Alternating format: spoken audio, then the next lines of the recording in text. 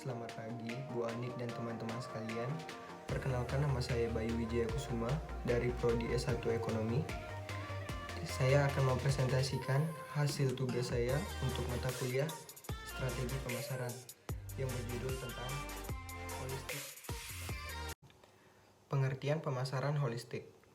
Menurut Yoyo Sudaryo, dalam buku Digital, Marketing, dan Vintage di Indonesia pada tahun 2020, pemasaran holistik merupakan pengembangan, perancangan, serta implementasi program dan kegiatan pemasaran yang mana melihat ketergantungan dalam konteks, lingkungan, dan pemasaran.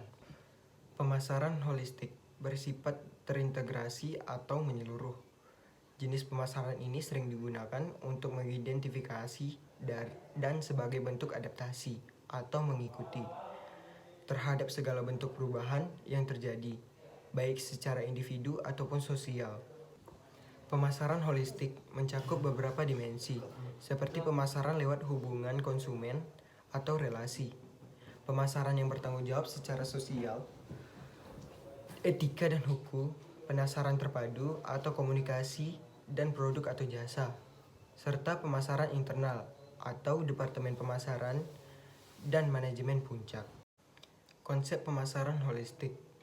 Dalam buku Konsep dan Strategi Pemasaran pada tahun 2019, karya Muhammad Yusuf Saleh dan Miyah Said, konsep pemasaran holistik bisa diartikan sebagai pendekatan terhadap suatu pemasaran yang mana mencoba mengakui serta mendamaikan ruang lingkup dan kompleksitas kegiatan pemasaran.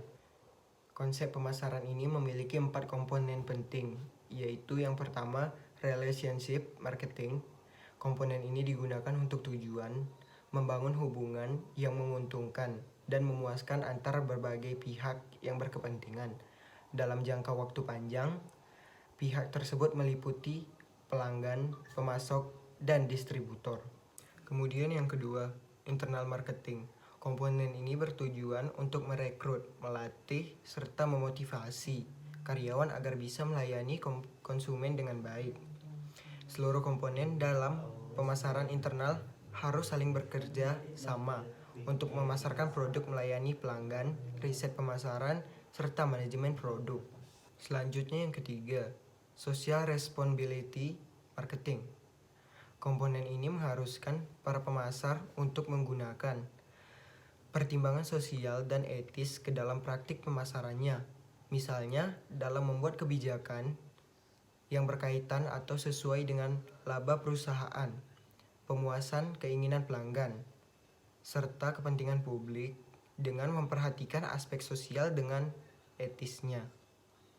Kemudian yang terakhir, integrate marketing.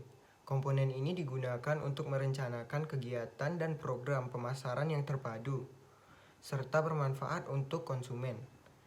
Kata lainnya ialah penerapan dari aktivitas pemasaran dilakukan secara menyeluruh, meliputi manajemen permintaan, manajemen sumber daya, serta manajemen jaringan. Pembahasan selanjutnya yaitu cara menerapkan pemasaran holistik.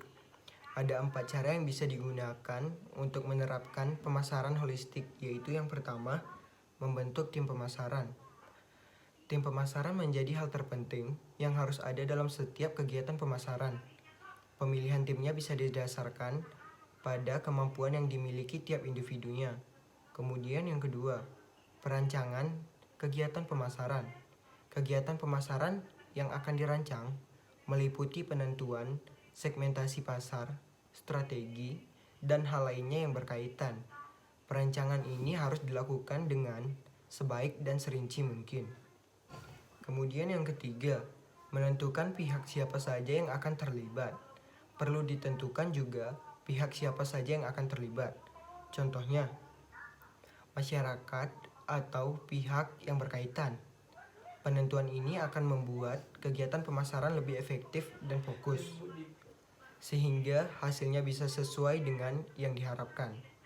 Dan yang terakhir, yang atau nomor 4, implementasi, pengawasan, dan evaluasi. Setelah kegiatan pemasaran selesai dirancang, langkah berikutnya ialah menerapkan sesuai rencana dalam proses pelaksanaannya. Pengawasan dan evaluasi sangat penting untuk dilakukan. Tujuannya untuk memastikan seluruh kegiatan berjalan dengan sebagaimana mestinya.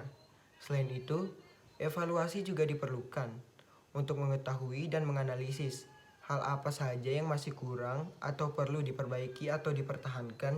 Selanjutnya, manfaat pemasaran holistik. Pemasaran holistik sangat bermanfaat untuk kegiatan pemasaran suatu perusahaan. Karena jenis pemasaran ini sifatnya terintegrasi atau menyeluruh. Artinya, para pemasar harus melihat berbagai aspek terlebih dahulu sebelum melakukan kegiatan pemasaran.